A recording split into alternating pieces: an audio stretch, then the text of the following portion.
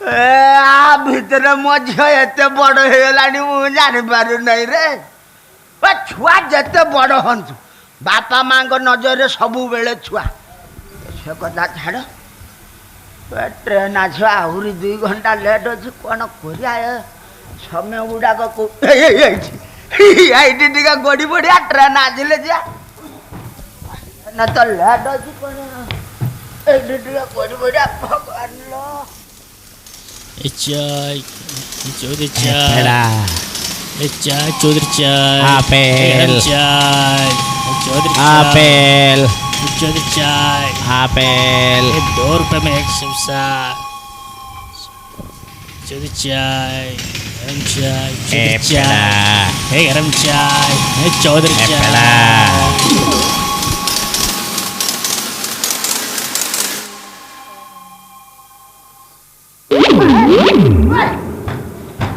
ବାରଟା ବାଜିଗଲାଣି, ତା ମାନେ ଘଣ୍ଟେ ଆଗରୁ ଟ୍ରେନ୍ ପଳେଇ ଗଲାଣି।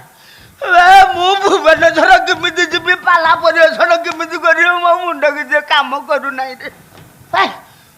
ମୁଁ ଏଠି ଘୁଙ୍ଗୁଡ଼ି ମାରିକି କିଳା ନେଲି, ସେ ଶଳା ଚତୁର କୋଉଠି କିଳା ନଉଛି ବେ?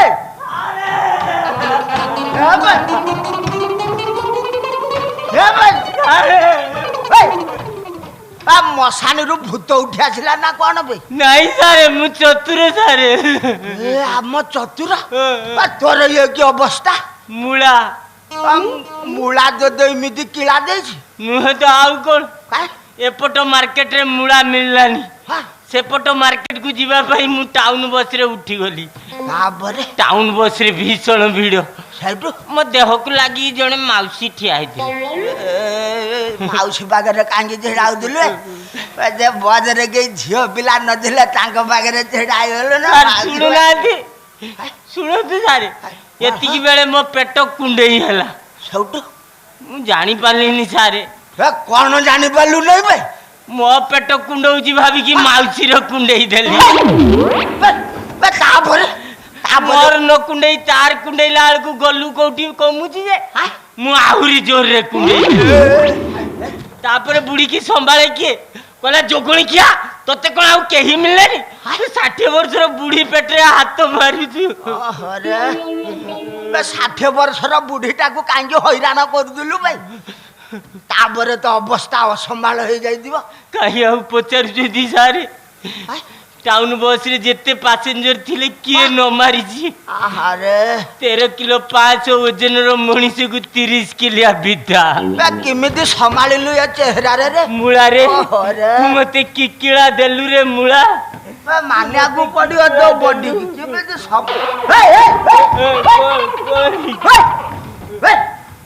ରୁମାଲ କୋଉଠୁ ପାଇଲୁ ବା? ମୋ ପ୍ରେମିକା ଦେଇଥିଲା।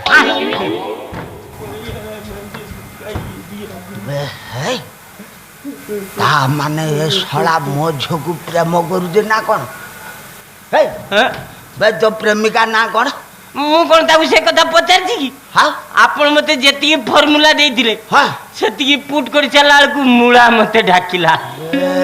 ସାରେ ଯାଉ ମୂଳା ଡାକିବା ପୂର୍ବରୁ ମୁଁ ପୁଳାଏ ଲଡୁ ଖାଇ ଦେଇଥିଲି। ଆହୁରି ଆଣିଛି, ଏଇଥିରେ ଲଡୁ କିଏ ଦେଲା?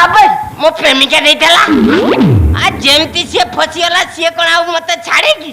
ସାରେ ଏତେ ଲଡୁ ଖୁଆଇଲା ଯେ ମୋ ପରେ ମୋ ତଳକୁ 3 ପୁରୁଷ ଯାଇ ମିଠା ନ ଖାଇଲେ ଚଳିବ। କି ଲଡୁ ସିଏ! ଶେଷରେ ଜାଣିଲି ତା ବୋପା ଶଳାଟି ତାକୁ ସେ ଲଡୁ ଦେଇଥିଲା। ସମ୍ବଲପୁରିଆ ରୁମାଲକୁ ଏ ଲଡୁ ଦଳେଇ ଘାଇ ଭାଙ୍ଗିଲା ଭଳିଆ ମୋ ବିଶ୍ୱାସର ବନ୍ଧ ଭାଙ୍ଗିବାକୁ ବସିଛି।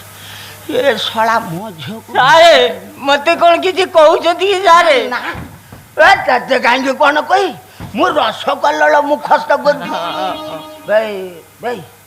ସାରେ ଚତୁର, ସାରେ ତୋ ପ୍ରେମିକା ବୋପାର ଲଡୁ ଦୋକାନ ଅଛି କି ବେ? ଚୁପ କାହିଁକି ବେ? ଭାବି ଶ୍ୱଶୁର ଲଡୁ ବିକିବ? ସେ ପରା ଜଣେ ପ୍ରସିଦ୍ଧ ପାଲା ଗାୟକ। ଶ୍ରୀମାନ ଶ୍ରୀ ସତ୍ୟନାରାୟଣ ପ୍ରୀତ୍ୟର୍ଥ ଦୁଃଖରେ ଏକବାର ହରି ହରି ବୋଲ। ତମର କ'ଣ ହେଲା? ରହିଯା।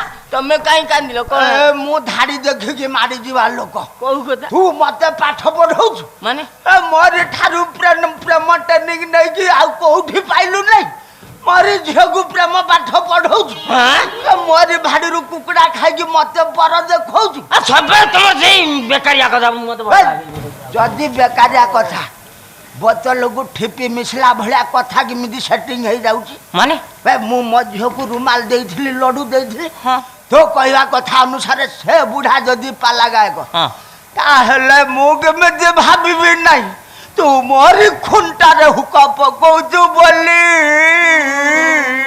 ତମେ ଏକା ପାଲା ଗାୟକ ଆଉ କଣ କେହି ପାଲା ଗାୟକ ନାହାନ୍ତି ଆଉ କାହାର ଝିଅ ନାହାନ୍ତି ହେଇପାରେ ମୋ ପ୍ରେମିକାର ବାବା ଆଉ କୋଉ ପାଲା ଗାୟକ ହେଇଥିବ ସେ ତା ଝିଅକୁ ଲଡୁ ରୁମାଲ ଦେଇଥିବ କଥା ସେଇଆ ହେଇପାରେ ନାଇଁ ହେଇପାରେ ନୁହଁ ସେଇଆ ହଁ ସେଇଆ ଶ୍ରୀମାନ ଶ୍ରୀ ସତ୍ୟନାରାୟଣ ପ୍ରୀତ୍ୟର୍ଥେ बोल मनानंद को आर हरि हरि बोल